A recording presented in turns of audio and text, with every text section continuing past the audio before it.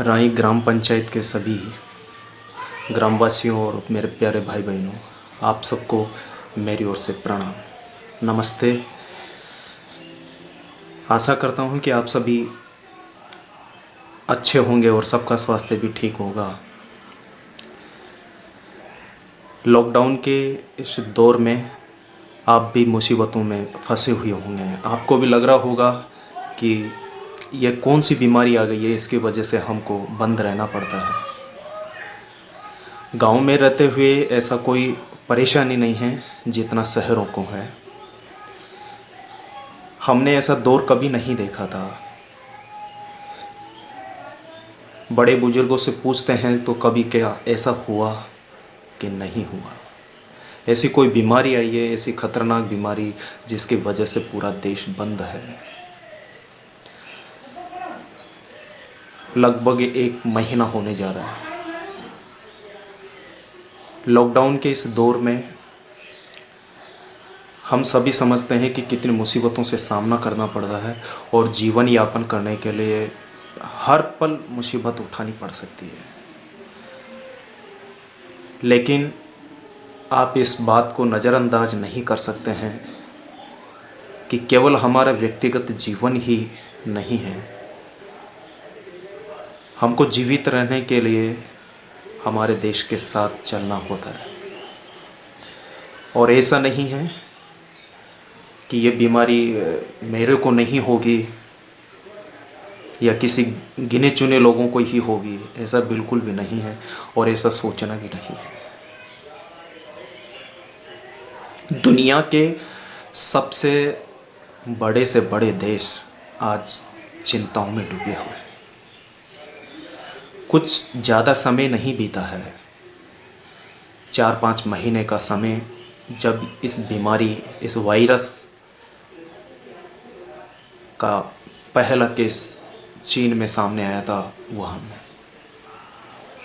और उस एक व्यक्ति से वह दूसरे व्यक्तियों में ट्रांसफ़र हुआ। संक्रमित तो होते गए, 1 से 2, 2 से 4, 4 से 8, 8 से 16, इस तरीके से ये एक साइकिल चलता है जो परमाणु बम की रिएक्शन के ऊपर आधारित है। परमाणु बम में भी ऐसा ही होता है, 1 से 2, 2 से 3, 4, 4 से 8, 8 से 16, इस तरीके से। शुरुआती दिनों में ये बीमारी केवल चीन के अंदर थी, उसके बाद में ये बीमारी फैलती हुई और आज स्थिति यह है कि दुनिया के लगभग सभी देशों में इस बीमारी ने आतंक मचा रखा है। कल्पना करना असंभव है। 2 महीने पहले हमने भी यही सोचा था, जब जनवरी में हमारे यहाँ लगभग पहला केस हुआ। हम लोगों ने यही विचार किया था कि क्या होगा रे, वो तो दूर है, लेकिन उसने प्रवेश कर लिया। एक से क्या होगा, वो तो शहरों की तरफ होगा, लेकिन शहरों से अब धीरे धीरे वो गांव की ओर चलना शुरू कर दिया है उसने। और कोरोना इस महामारी का प्रभाव इतना है कि विश्व स्वास्थ्य संगठन ने सभी देशों को चेताया है कि वो अगर अपने देश की जनता को बचाना है तो इसके लिए उनको कड़े से कदम उठाने हैं और इसके लिए केवल लॉकडाउन ही है। लॉकडाउन का मतलब ये होता है कि आप अपने घर पर रहें, घर से बाहर नहीं निकले, भीड़ भाड़ वाली जगह में नहीं जाएं, परिवार में भी रहें तो हमको दूरी बना करके रखनी है, क्योंकि ये बीमारी एक व्यक्ति से दूसरे व्यक्तियों में फैलती है, संक्रमित होती है। और भीड़ भाड़ वाली जगहों में ये बीमारी इतनी तेज़ी से फैलती है कि सभी वैज्ञानिक और चिकित्सक, डॉक्टर्स और जितने भी संस्थाएं हैं इस कार्य में लगी हुई है, उनके रिसर्च के आधार पर ये निष्कर्ष निकाला गया है कि एक व्यक्ति भीड़ भाड़ वाली जगहों में एक दिन में 400 से अधिक व्यक्तियों को संक्रमित कर सकता है। और भीड़ भाड़ वाली जगह अगर बंद कर दी जाए तो फिर भी वह एक दिन में 4 व्यक्तियों को संक्रमित कर सकता है। आप अंदाज़ा लगा सकते हैं कि कितनी तेज़ी से वो बीमारी फैलती है। 2 महीने पहले ये कंट्रोल में था भारत की स्थिति में, लेकिन आज वो स्थिति हो गई है कि हम अंदाज़ा नहीं लगा सकते हैं कि कोरोना कहाँ पर है। दुनिया के सभी बड़े से बड़ी और शक्तिशाली जितने भी कंट्रीज हैं, देश हैं, वो सब इसकी चपेट में आ चुके हैं और उनकी हालत यह है कि वहाँ की सभी चिकित्सा सुविधाएं, मेडिकल जितने सिस्टम हैं वो सब फेल हो चुके हैं। इटली और अमेरिका जैसे देश जहाँ इलाज करवाने के लिए वहाँ पर जाते हैं हमारे देश के लोग, लेकिन आज वहाँ स्थिति यह है कि वहाँ पर जाने के लिए कोई तैयार नहीं है, क्योंकि वहाँ पर लाशों का अंबार लगा हुआ है। उन लोगों ने वही गलतियाँ की थी जो आज हम कर रहे हैं। वो भी ऐसे ही घूमते थे, वो भी ऐसे सोचते थे कि बीमारी हमारे क्या कर लेगी, कोरोना क्या कर लेगा, लेकिन नहीं, उन्होंने नियमों को तोड़ना शुरू किया, समझते हुए भी लापरवाहियाँ की, बुद्धि होते हुए भी बुद्धि का उपयोग नहीं किया, दिमाग का उपयोग नहीं किया, गवर्नमेंट के सिस्टम को नहीं माना, नियमों का उल्लंघन किया। इस वजह से वहाँ पर ये स्थिति हो गई है कि रोजाना के 2000-3000 केसेज आ रहे हैं, यानी 2 से 3 हज़ार तक मृत्यु हो रही है इटली और अमेरिका जैसे देशों में, जर्मनी, फ्रांस, इन सभी देशों में हालात खराब है। इटली और अमेरिका का आंकड़ा ये कहता है कि वहाँ पर प्रति घंटे में लगभग 17 मृत्यु हो जाती है, यानी कहने का मतलब यह है कि 1 मिनट से भी कम में वहाँ पर एक व्यक्ति की जान जा रही है। लाशों को दफनाने के लिए सेनाओं का उपयोग, ट्रकों का उपयोग किया जा रहा है, फिर भी वहाँ पर केसेज नहीं रुक रहे हैं, मृत्यु नहीं रोकी जा सकती है। और ये आंकड़े इतने बढ़ चुके हैं कि वहाँ जब विश्व स्तर की बात की जाए तो पूरी दुनिया में 21,58,033 व्यक्ति अभी तक संक्रमित हो चुके हैं, जिनमें लगभग 5,43,732 ही व्यक्ति ठीक हुए हैं और 1,44,221 मौत के साये में जा चुके हैं। अगर भारत का आंकड़ा ये देखा जाए आज के दिन में तो 13,387 है, जिसमें से 1,748 व्यक्ति ठीक हुए हैं, लेकिन 437 व्यक्ति अपनी जान गंवा चुके हैं।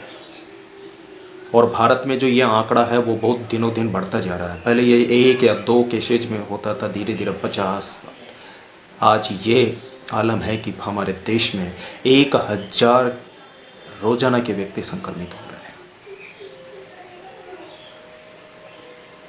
अमेरिका को अगर देखोगे तो वहाँ पर 6,75,243 व्यक्ति संक्रमित हो चुके हैं। स्पेन में 1,85,309 व्यक्ति, इटली में 1,68,941, जर्मनी में 1,37,698 व्यक्ति संक्रमित हो चुके हैं। हालात इतना बड़ा मुश्किल है कि नियंत्रित नहीं होने में आ रहे हैं। इटली दुनिया का दूसरे नंबर का चिकित्सा सेवा मेडिकल सर्विस में आता है, लेकिन उसकी मेडिकल सेवाएं सब अस्त व्यस्त हो गई है। कुछ नहीं कर सकते जब व्यक्ति इतने तादाद में आ जाते हैं और इतने व्यक्ति बीमार हो रहे हैं, डॉक्टर संक्रमित हो रहे हैं, कहाँ से इलाज कर पाएंगे। राजस्थान की बात कर रहे हैं तो 439 व्यक्ति अब तक संक्रमित हो चुके हैं, जिनमें से केवल 21 व्यक्ति ही ठीक हुए हैं। और अब ये स्थिति है कि शहरों में लॉकडाउन होने की वजह से शहरों में जितने भी मजदूर, ग्रामीण क्षेत्रों के व्यक्ति फंसे हुए हैं, वो व्यक्ति अब निकल करके पैदल चल करके ग्रामीण क्षेत्रों की ओर, अपने गृहों की ओर प्रस्थान कर रहे हैं। इसलिए शहरों से अब ये बीमारी गाँव की ओर पहुँचने जा रही है। इस बात को नकारा नहीं जा सकता है। अगर हमको बचना है तो अभी से ही कड़ाई से पालन करना है, अनुशासन और संयम बनाए रखना है। सरकार, केंद्र सरकार और राज्य सरकारें मिलकर के कार्य कर रही है। सभी प्रशासन इसमें लगे हुए हैं medical staff, nurses, doctors, police, army, जितने भी गवर्नमेंट सर्वेंट हैं सब लगे हुए हैं आपका जीवन बचाने के लिए, आपके परिवार को बचाने के लिए, क्योंकि भारत देश की एक एक जिंदगी, एक एक व्यक्ति महत्वपूर्ण है। देश के विकास में उन सबका बहुत बड़ा योगदान होता है, लेकिन उनको बचाने के लिए उसके बैकग्राउंड में कितने व्यक्ति कार्य कर रहे हैं, कितना सिस्टम कार्य कर रहा है, उस बात का भी आप अंदाज़ा नहीं लगा सकते। आपने नहीं सोचा होगा कि इससे पहले कभी भारतीय रेलवे बंद हुआ है। विकास का ग्रोथ इंजन कहलाने वाला भारतीय रेलवे 2400 घंटे अपनी सेवाएं देने वाला देश पहली बार बंद हुआ है। एरोप्लेन पहली बार बंद हुए हैं, हवाई जहाज उड़ानें सब रद्द कर दी गई है, ट्रैफिक जितने भी थे वो सब बंद कर दी गई है, बसें, रोडवेज बसें, ये सब बंद कर दी गई है, फैक्ट्रियां बंद कर दी गई है, सभी राज्यों को सील कर दिया गया है, जिलों को सील किया हुआ है, कहीं भी व्यक्ति आना जाना नहीं हो सकता है। तो इस बात को गंभीरता से हम क्यों नहीं ले सकते हैं? सारे दिन मीडिया, टीवी के जितने भी चैनल्स हैं, लगभग सभी चैनलों पे हमेशा कोरोना इस महामारी से संबंधित सूचनाएं प्रसारित की जा रही है। इसलिए हमको उस बात को गंभीरता से लेना है कि ये बीमारी कितनी भयानक है। इसका इसी बात से अंदाज़ा लगाया जा सकता है कि ये अदृश्य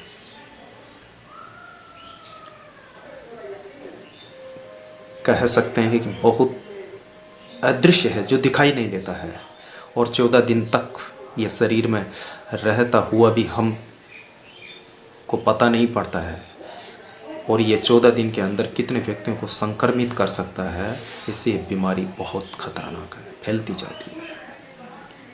बच्चे और बुजुर्ग इसके सबसे ज़्यादा चपेट में आते हैं। नौजवान साथियों से निवेदन करता हूँ कि वो ऐसा नहीं सोचे कि हम मजबूत हैं और हमारे को कुछ भी नहीं होगा। आपको कुछ नहीं होगा, लेकिन आप ये सोच लें कि आपको कुछ नहीं हुआ, लेकिन आपको अगर वो वायरस है तो आप हज़ारों व्यक्तियों की जान ले सकते हैं। आपको अधिकार कैसा है? ये अधिकार आप लोगों को नहीं है, इसलिए घर पर बैठिए, उसको नज़रअंदाज मत करिए। आप तो ठीक हैं, लेकिन आप हज़ारों व्यक्तियों की जान ले सकते हैं, बच्चों की जान ले सकते हैं जिनका इम्यूनिटी सिस्टम कमज़ोर है, उन व्यक्तियों को आप संक्रमित कर सकते हैं, बुजुर्गों को संक्रमित कर सकते हैं। इसलिए ये लापरवाही बिल्कुल भी नहीं करें। विशेष तौर से कहना चाहता हूँ कि आप सभी गांव में रहते हैं और ग्रामीण क्षेत्र में रहने वाले सभी साथियों को विशेष तौर से ध्यान रखना है कि हमारे यहाँ पर न तो कोई मेडिकल सुविधा अच्छी है, न किसी प्रकार का और कोई जिससे हम बच सकते हैं, ऐसी कोई सुविधाएं नहीं है। हमारा बचाव केवल हमको ही रखना है, हम बाहर नहीं जाएं, दूरी बना करके रहें। बीमार होने पर पता भी नहीं चलेगा कि हम इलाज के लिए कहाँ जाएं। इसलिए आपको कुछ विशेष हिदायतें देना चाहता हूं। अगर खेतों में काम करना है, क्योंकि खेतों में काम चल रहा हो, लगभग अभी समाप्त तो हो चुका होगा, जिनका नहीं हुआ है, खेतों में काम करते समय भी उचित दूरी बनाए रखें। एक व्यक्ति से दूसरे व्यक्ति के बीच में लगभग 5 से 6 फीट की दूरी होना जरूरी है। इसलिए खेतों के कार्यों को जल्दी समाप्त कीजिए और घर पर ही रहें आप लोग।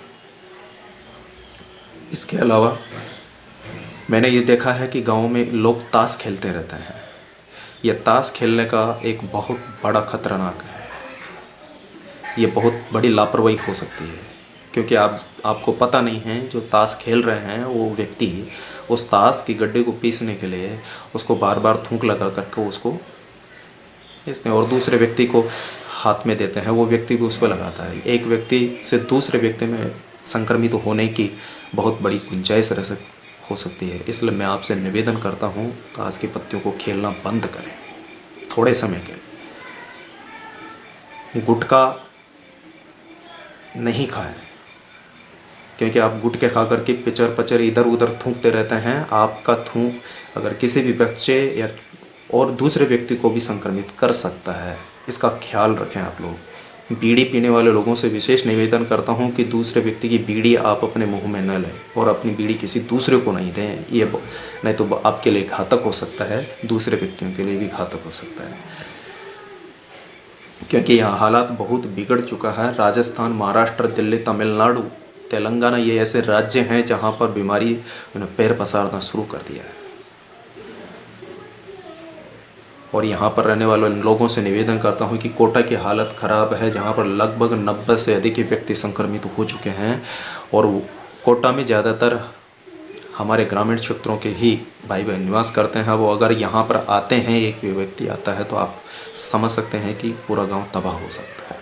इसलिए इस पर विशेष निगरानी बनाए रखें, कड़ी नज़र बनाए रखें।